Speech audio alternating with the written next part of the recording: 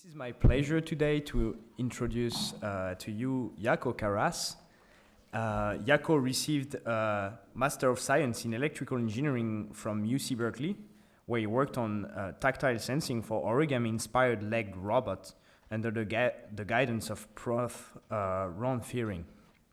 And prior to Berkeley, he attended Harvey Mudd College, graduating with a Bachelor of Science in Engineering with emphasis on electronic engineering and computer science. And Jaakko has developed electronics and software for robotic systems on both flight and research projects. He has also led development of the JPL PUFFER pop-up rover technology that you are going to hear about this morning. And Jaakko is currently working on the Mars helicopter and autonomous PUFFER projects. And today you will also have another speaker. You're so lucky. We'll have Dr. Jean-Pierre de la Croix.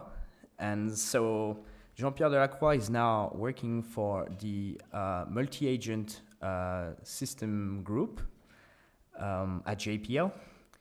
And he joined JPL after completing a PhD in electrical and computing engineering at Georgia Tech in 2015.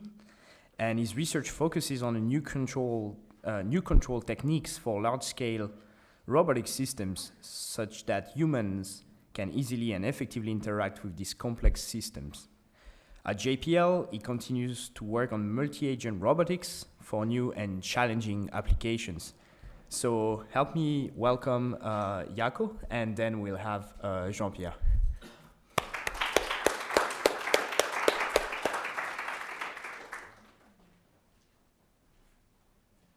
All right, thank you.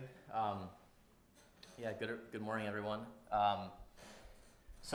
We're here to talk about a research project that we started at JPL almost 5 years ago now, called PUFFER. So PUFFER stands for Pop-Up Flat Folding Explorer Rover or Robot. This is a project that we've been working on with a growing team of people. So we've had a lot of infusion of different ideas from throughout JPL. We've been fortunate that it's picked up the amount of support and momentum that it has to this point. So we're happy to share our progress with you here today. So from the onset, PUFFER was intended to be a sort of a game-changing planetary exploration technology. So we, in starting the project, we intended to provide a new paradigm for space exploration, right? So the observation that we made was that to date we've done a very good job exploring places like Mars with generally single, relatively high value, although very high capability spacecraft. And what those things are very good at is bringing very sophisticated instruments to the surface. However, because they're high value, because they tend to be quite large and heavy, you're also somewhat restricted in how you operate these spacecraft. And we often we find that we drive within 100 meters of very compelling science-rich extreme terrains that we just can't access with these types of spacecrafts because of the risk that you'd be subjecting the spacecraft to. So we know that these things exist, and we continue to discover them, but we don't necessarily always have a good solution for actually getting into those terrains and getting that last bit of science data that the community really wants. So the idea with PUFFER was, can we piggyback PUFFERs on something like a Curiosity scale rover, and then have those units go the last 100 meters, sort of a very complementary parent spacecraft, child spacecraft type of paradigm. And what's so these images, of course, are primarily from Moon and Mars, but it's certainly going to be the case that as we push further into the solar system, as we get to places like Enceladus, Europa, we're going to continue discovering things like this. In fact, as you push further into the solar system, generally the less we know about the target before we get there, and so having the ability to adapt to the terrain once you get there with these more risk-tolerant platforms will be extremely important. So, yeah, so specifically, how does a puffer try to achieve that new paradigm, that complementary paradigm? Well, so there are three, maybe possibly more recurring themes throughout this work. One, obviously, is that they have to be small so that you can pack a large number of them onto a mission. This is to have that redundancy in numbers so that when you arrive, you have more than one that you can take higher risks with. Obviously, to accomplish that, they need to be low mass as well, low volume.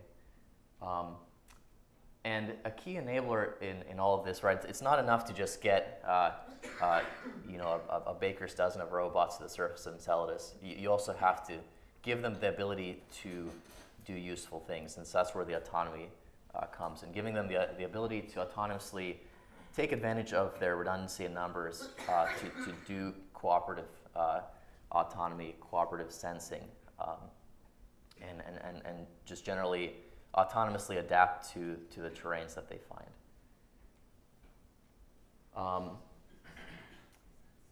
So the importance of this, of course, is that now we start to look at missions that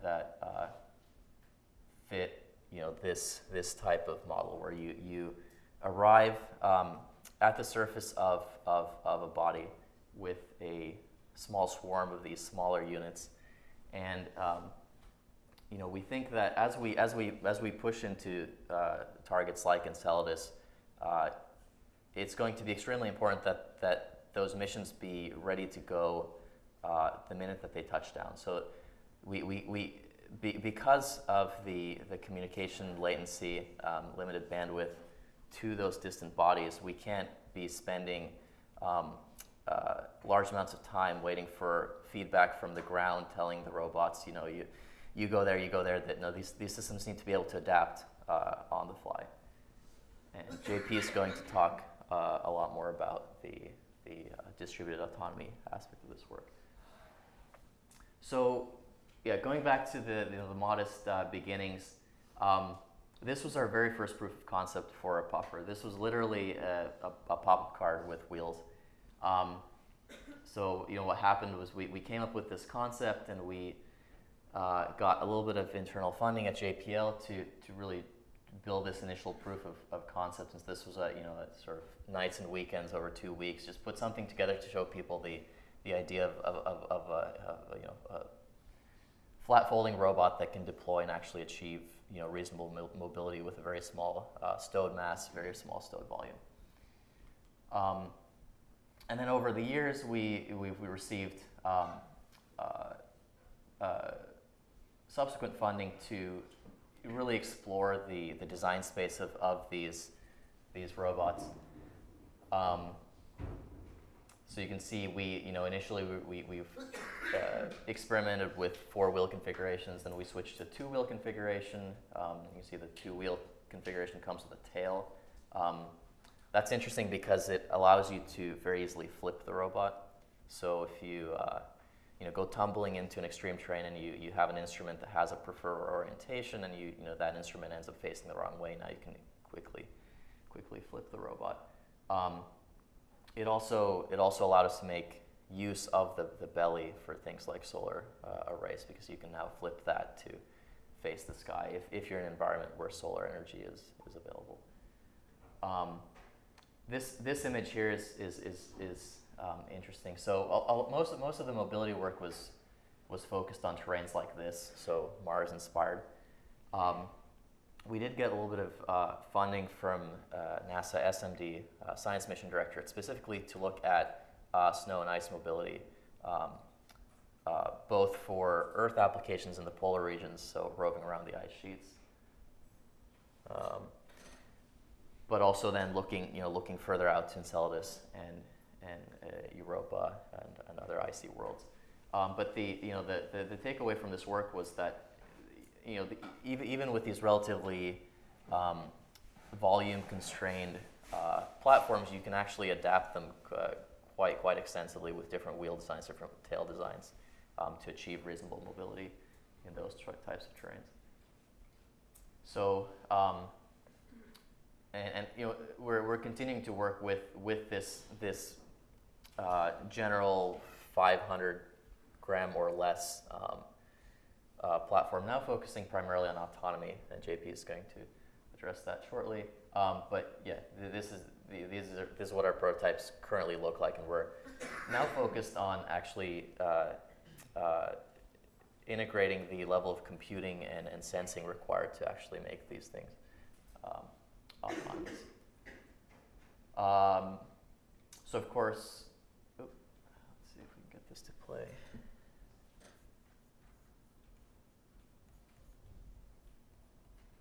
So of course, the hallmark of these robots is that they are able to fold and unfold themselves, which this video will show. There we go. Yeah, so they have an origami-inspired chassis that allows you to camber the wheels to, in this case, get below very low overhead clearance. This last bit is interesting, right? Because people often ask, well, what if all you want is a small robot, why don't you just make it statically small? And the reason for that is that then you would always be limited to very low ground clearance, small wheel diameter, and you know that limits you in the types of things that you can get over, types of things that you can traverse. So being able to be small for stowage and confined space access, but also being able to then expand to traverse larger obstacles is really valuable. The way in which we've been building our robots thus far is with these folding rigid flex circuit boards. So the idea is that all of the robot electronics actually go onto the skin of the platform. This is a simple CAD model, but what that gives you then is a very sort of elegant packaging. So you don't have to have large circuit cards inside the chassis that impede folding. You just have them on the skin. So that's an interesting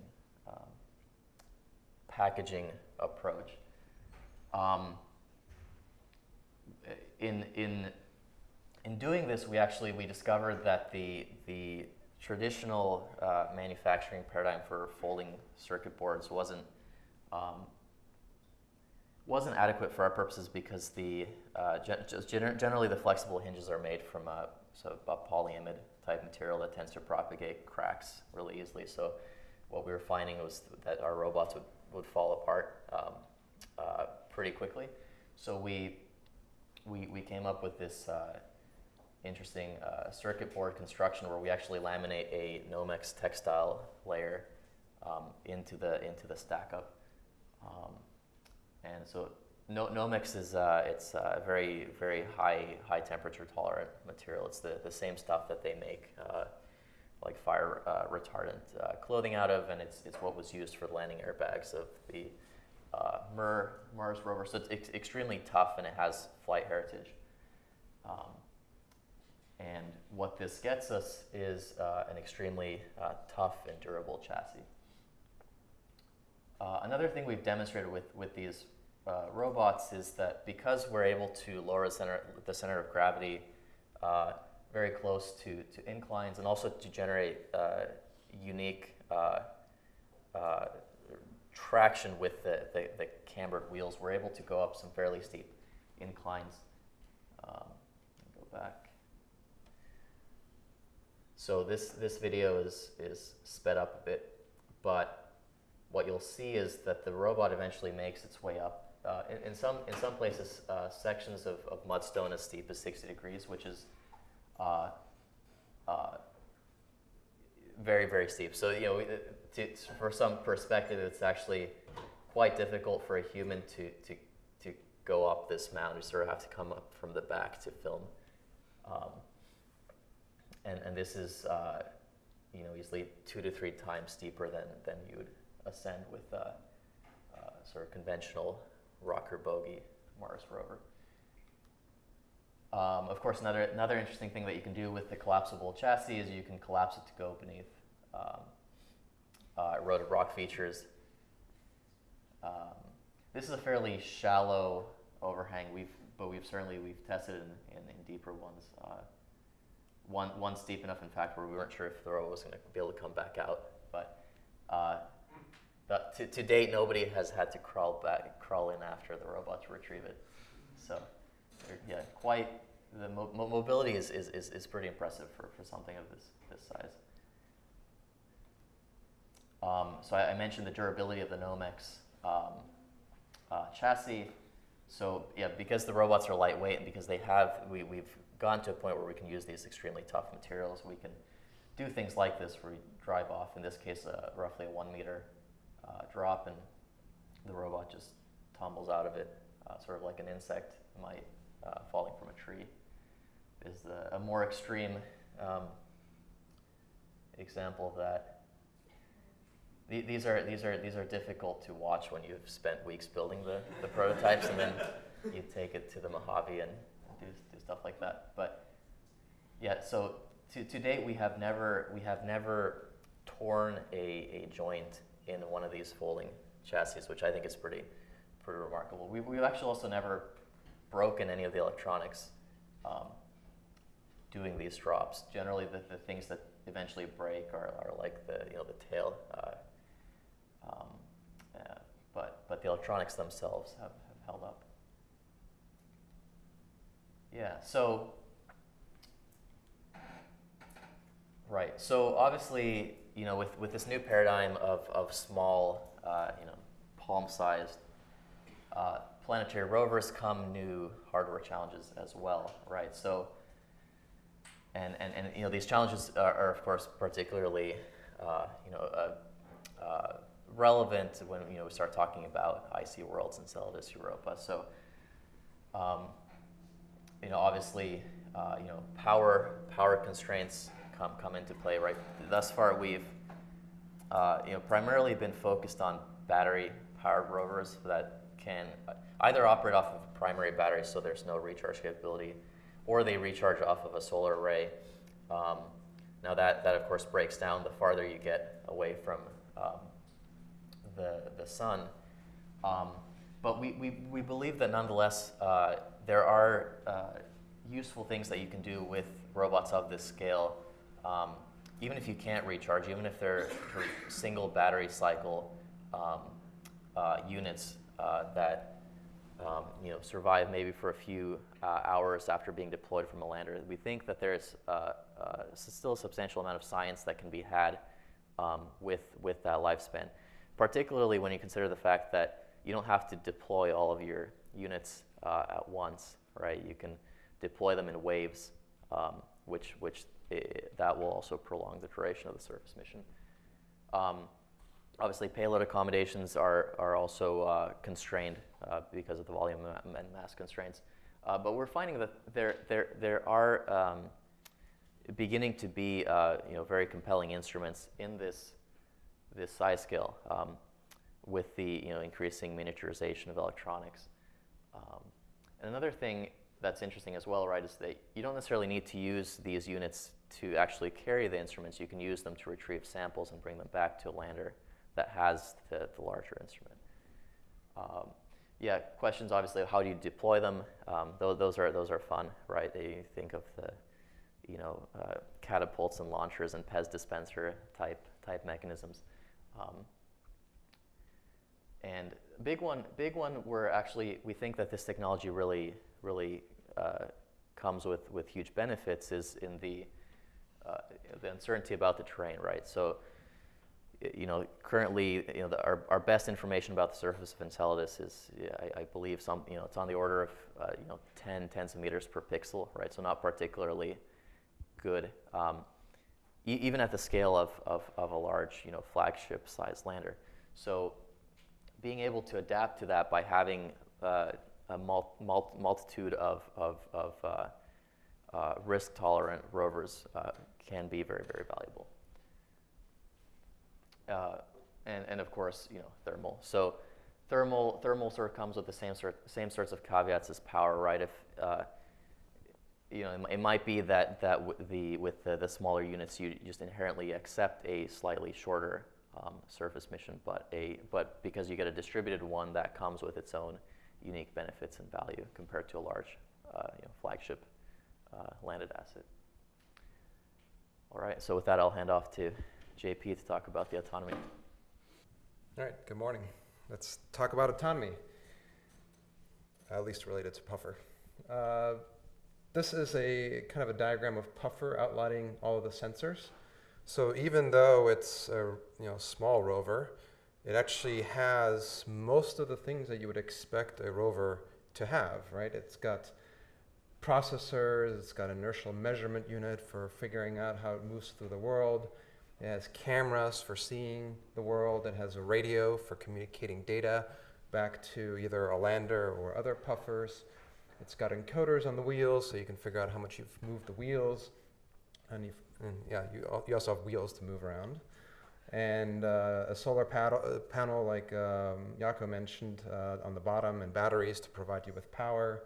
And then it has space for instruments so that you can go and do science. So it has everything that you would expect a rover to have packed into a very small form factor. Now, what we've done in our current research task, we've added actually a little bit of extra stuff to the prototypes that you've seen before.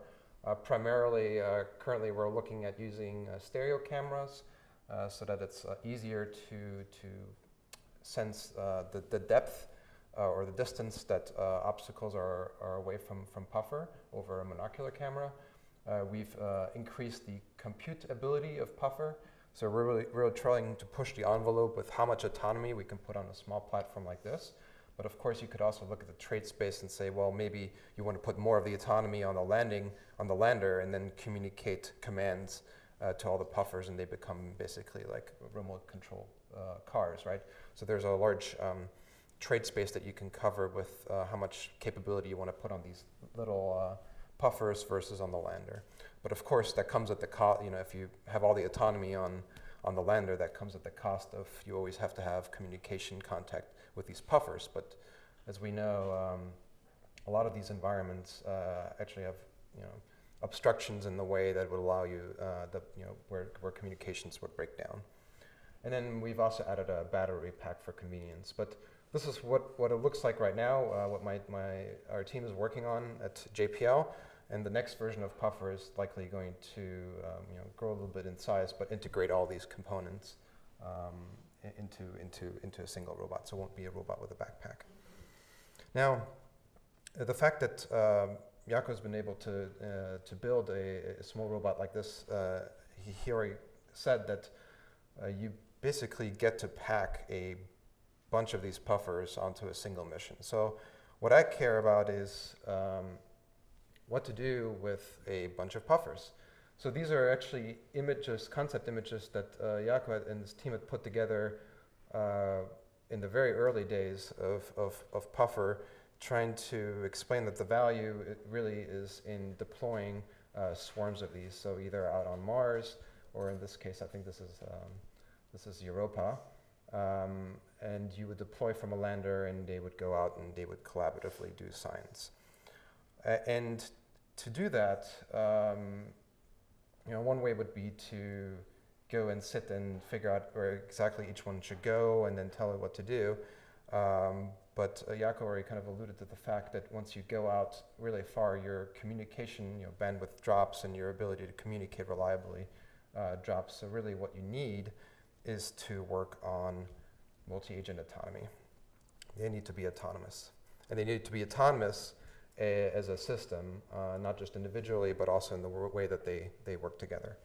So breaking down multi-agent autonomy is, obviously you want to have more than one to be multi. So at minimum two, right? But really what you also need to think about is that really the solution that you work on should be scalable, right? Because different missions might you might end up having different amounts of robots or landers for your mission, depending on how much mass you can put into orbit and what decisions you make about how much you want to break down that total dry mass for each individual system that you're going to land, right? So maybe if it requires large landers, then you might only have 2, but if you can have very little landers, you might end up with 20 or something like that. But you want your solution to be somewhat scalable, because these things can change from mission to mission, or even missions to the same planetary body. And then agent, I wouldn't necessarily just restrict agent to just the rovers, really.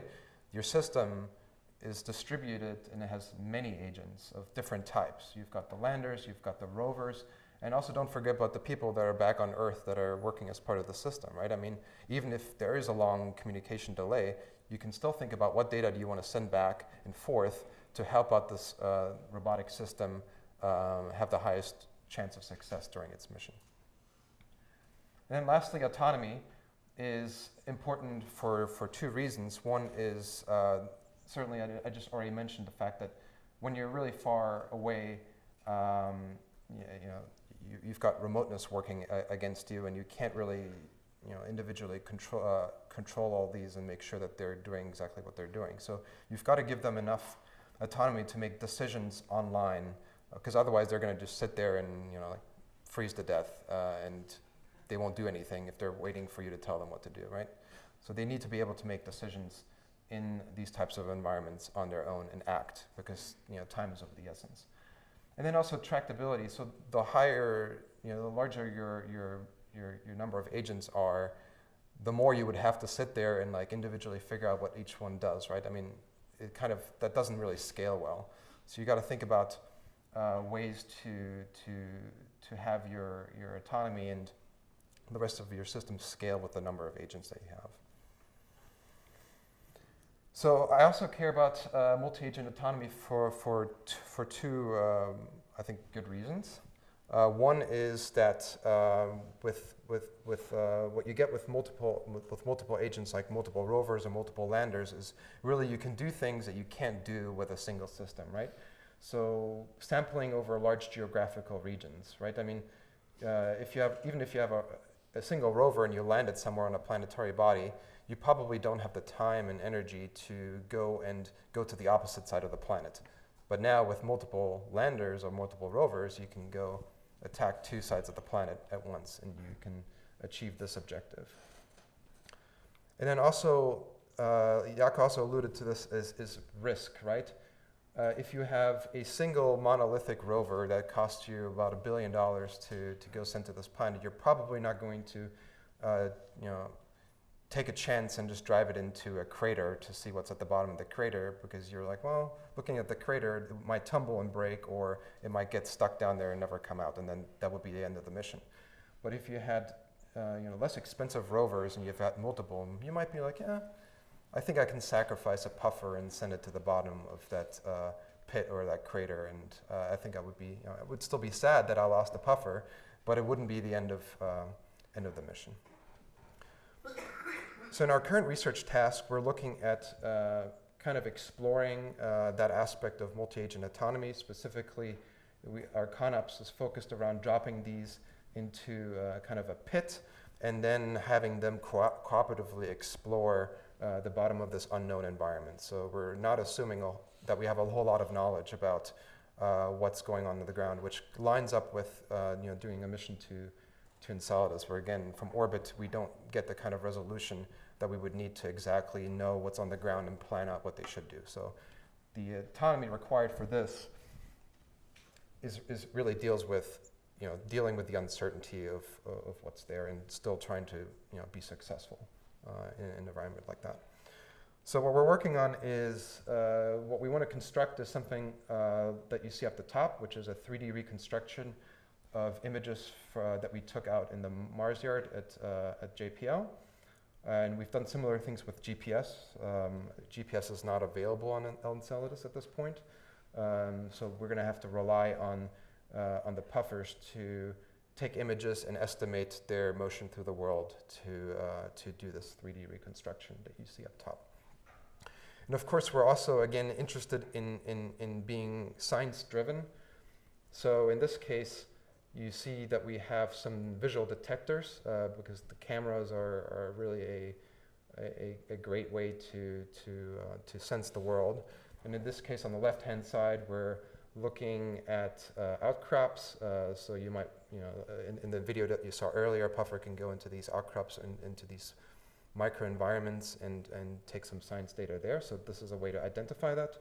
And then on the right-hand side, we have a different way to look at the world, which has to do more with texture. So we trained it to look at kind of the texture of the cinder block.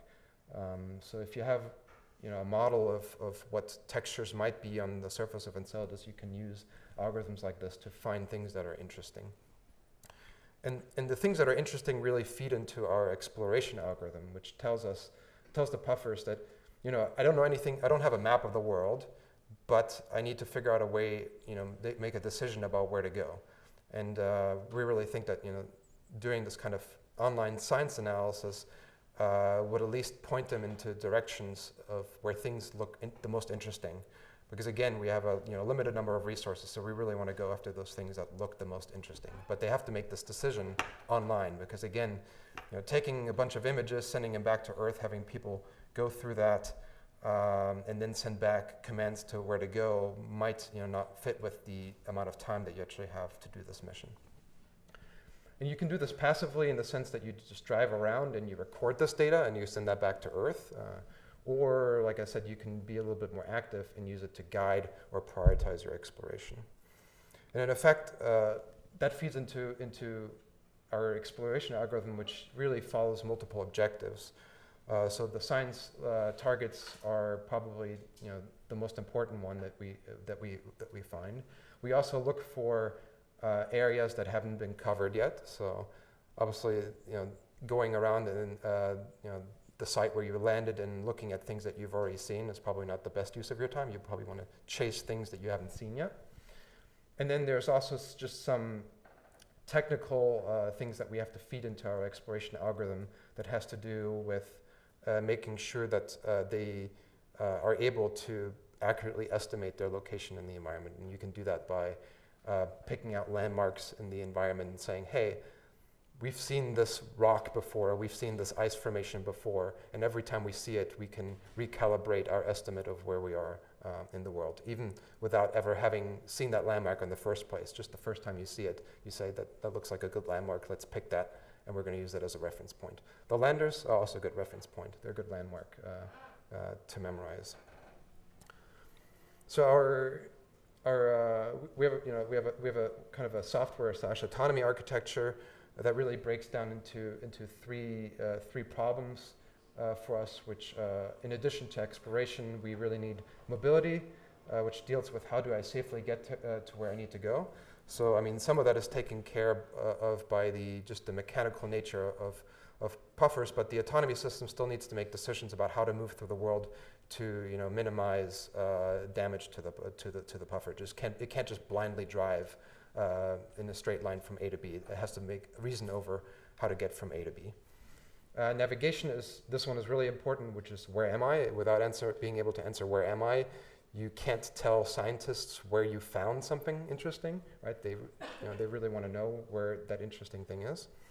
And then mapping has to do with almost telling you, well, I've seen this thing and it was at that location, and you keep building that up and you get a nice representation of what actually the surface of Enceladus near the landing site looks like. So that's something that you probably want to provide, because again, we haven't landed there yet, so you would be the first to kind of give us a nice map of that, right? So here's a video in simulation of puffers driving around.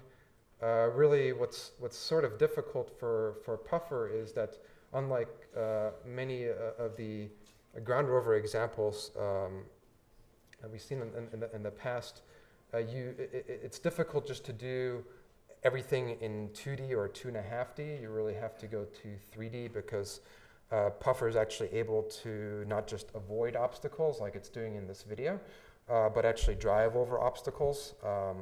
So it needs to estimate things like not just is there an obstacle or not, and then let me drive around it. Actually, can I scale this obstacle and drive to the top of it, and can I drive, down the obstacle on the other side? And then typically the places that you go, they won't be homogeneous in the terrain types, right? So you might encounter like snow and ice, and maybe even rock or other types of terrain. And that really changes the way that you have to approach driving over that type of terrain. There are also some fundamental challenges with having a really small platform, right? So one of the things is the Mars rovers really benefit from being both large and having a tall mast that they can look down on the world. It's kind of like us. It's really easy if that trash can were much closer to me to look over the trash can and see that the space behind it is clear, and I can immediately say, okay, well, I'm just going to steer around the trash can and keep going. Systems like PUFFER are much closer to the ground, right? So this rock that you see on the left-hand side, you don't actually have information of what's behind the rock. That rock could be really, really long, or it could be short, and there's free space behind it. So really, PUFFER has to kind of drive around the rock to see what's behind it. So the horizon over which it can plan is much shorter than for some of the other robotic systems that we've designed in the past. And then also for estimating things visually, one of the big issues that we have is that you get a lot of nice features up close in your field of view, and not a lot in the background. And the problem is with most of these tracking algorithms that that you would use for visual odometry, they like to track features in the image from image to image. But if these features move too much, basically you get a lot of error in your estimate.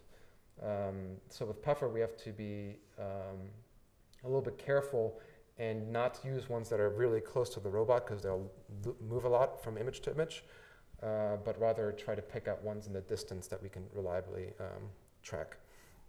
But there's more uncertainty about where things are farther in the image. So it's an interesting challenge that you deal with by going small. Other challenges that we have with navigation and mobility are things like driving up these steep slopes. I mean, you saw that in the video that it was slipping quite a bit. So really, when you tell the robot to do something, it's usually, in these kind of situations, it's not actually going to achieve what you think it's going to achieve. So you have to really look at your sensors and determine, okay, well, I drove it up here and it significantly slipped. So now I think I'm here, so maybe I need to take a different approach to get up the steep slope. But it's really critical that you can deal with that, because again, we have a lot of uncertainty about the terrain, and more likely than not, it's going to look more like this than just perfectly flat pavement on places like Enceladus and elsewhere in the solar system. The drops are really interesting. Typically, you would think that if you go in one direction, you can come back, but with drops, you can't. So you're making a decision to go somewhere from point A to point B, and you have to know that you can't go from B back to A. So that might be important if you're doing something like you have to bring a sample back, and now you are going somewhere where you can't come back, right?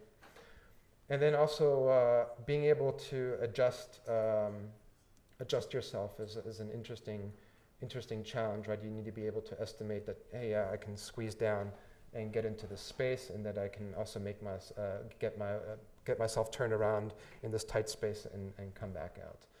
These are, not the easiest of decision problems that you have for a robot. We're making things quite difficult on ourselves, but it adds a lot of value, right? I mean, we do want to go into those kind of spaces. So for self-localization, it's fairly straightforward what we're doing. I mean, most of these kind of things have been done before, but again, most of the challenge for us is really applying it to a small system like PUFFER. But what we do is we use our encoders and our IMU to do some odometry, to give you kind of a first rough order of this is how I've traversed through the environment. Combining encoders and IMU allows you to detect things like slip. And then navigation cameras, they can refine this using visual inertial odometry. to give you even better update. And then on top of that, what we add is now we keep track of the features that we found in the environment. So that allows us to, by seeing things over and over again, do a better job of estimating how PUFFER is moving through the environment. And then, like I said, you can use landmarks. So if you are operating near the landers are typically very nice landmarks. So I would strongly suggest making it like neon orange or something like that so that you can easily see it. Give it a little bit of a styling so it's easy to pick out. Then if you combine all of this and just do this all in parallel, what happens is that by exchanging information between the puffers, they can actually coordinate to build up this map, because they're all estimating how they're moving through the world and where these landmarks and features are in the environment. And by kind of combining all of that data, they can back out a representation of the world, so basically a map. And then if you attach images to all of these estimates, you can actually back out this 3D reconstruction. So that's what we're working on. What's challenging is also that here you need to worry about communication. You can't just take for granted that everybody can communicate to everybody. Really, communication works fairly well within line of sight, and as soon as you've got obstacles in the way, that breaks down. You get worse communication capability and sometimes just complete blackouts. Certainly also deal with the fact that you have limited bandwidth, so you can't just take for granted that you can send as much data as you want. So you have to be clever about how much, what data to send and when to send it. Computation is a big issue, limited onboard resources, so the puffers are going to be less computationally powerful than maybe a larger rover would be. And also, but you can probably sidestep some of that by putting more computation on your lander, right? So if your lander and your puffers are close by, the puffers can say, hey, I've got this computationally heavy task that I need to be done, offload it to the lander, have the lander crunch it, and then send the results back to the puffer. And that might be a good way to get around some of these limitations in the resources that you have. And then also operationally, how do we deal with scalability? Now we've got more rovers operating at the same time, so your exploration problem in some ways becomes easier because you're dividing and conquering, but now you have to make decisions over a larger number of puffers, and you want to also coordinate them in a way that if you have a failure, that you're able to mitigate it. So you can't just send these each to the different corners of your landing site, because if one fails, then you've got a blind spot in that area. So you might want to consider having them explore the area in a way where they can back each other up in case one of them fails. And to kind of wrap things up, here are some maybe system challenges that we really think about when we think about sending puffers on missions to Enceladus or other bodies. Really, we already discussed greater distances mean greater communication delays, or sometimes long blackouts. If Enceladus is on the other side of Saturn, we're not going to be able to communicate with that unless we've got like a radio relay system, which we probably don't have. So there are less opportunities to provide input remotely than in our traditional missions. So it'll be difficult to sit there and sequence a set of commands for the puffers to execute, and then look at the output and kind of do this cycle, because it'll just take a long time, and their survivability probably won't be long enough to support that kind of mode of operating. So this is a strong case of why you would want autonomy. And then we also discussed that systems might be smaller than what can be resolved from the surface. What can be resolved at the surface of the planetary body. So there is significant uncertainty. So another case for autonomy is that it's something that can deal with this uncertainty online. Because if you have so much uncertainty and you try to have a human, have a lot of human in the loop in this kind of system, you would have to send a significant amount of data back just to be able to make a decision here for something that's far away. And this would be even worse if things were to change dynamically in that time span, right? And then some other things are, so you're probably fixed with the mass that you can send to your destination. So there's a significant trade space to make in just how small do you want to make your rovers, or how large do you want to make your rovers? How many do you want to pack onto that? Do you want to have maybe smaller rovers with a larger lander that has most of the capability there, and they're kind of just supporting it, or do you want the rovers to do most of the work, and the landers are just there to get it on the ground?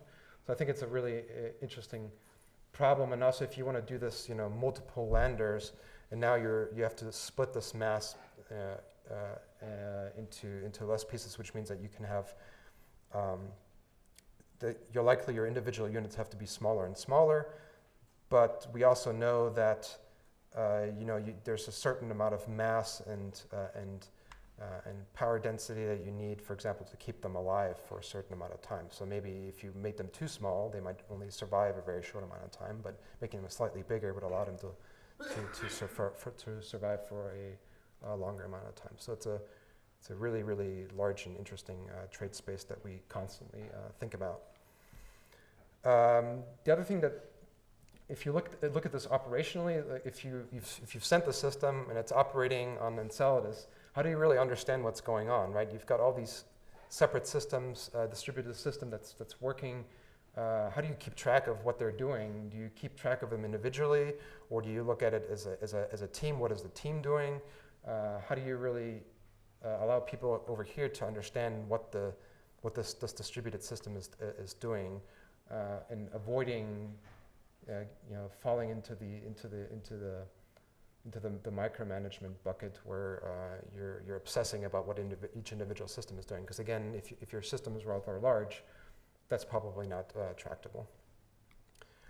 And then also, what's really important for us is always, how do you test, verify, and validate, especially with something that, if you're creating something really more complicated than what we've done before, we probably need tools. And here, what's really useful to do is to really think about, can you take pieces of this and you build test beds or do field tests or do technology demonstrations, right? Can you take part of your system and test it out here on Earth? Can you maybe test it on the moon in maybe during the nighttime when it's also cold, and get a lot of this uncertainty about how this system will perform done now, so that you're ready for the mission that you're going to fly later. So with that, I think we've given you a lot more questions than answers, but I think you've kind of probably learned that every time you find an answer to something, more questions pop up, and I think it's safe to say that we're really excited to hear what you guys come up this week. So thank you.